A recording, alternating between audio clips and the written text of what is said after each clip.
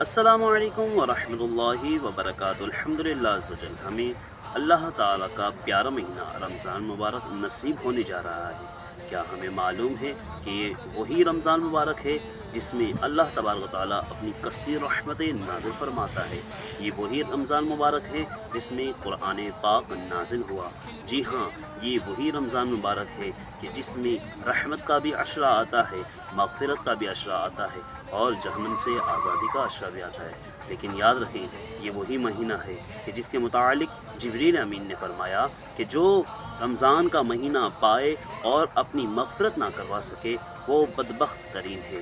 کیا ہی اچھا ہو کہ ہم اس ماہ مبارک میں اللہ تبارک و تعالیٰ کو راضی کرنے والے کام کریں اور اللہ کی ناراضگی والے کاموں سے بچیں۔ اللہ تبارک و تعالیٰ ہمیں عمل کرنے کی توفیق عطا فرمائے۔ السلام علیکم ورحمۃ اللہ وبرکاتہ۔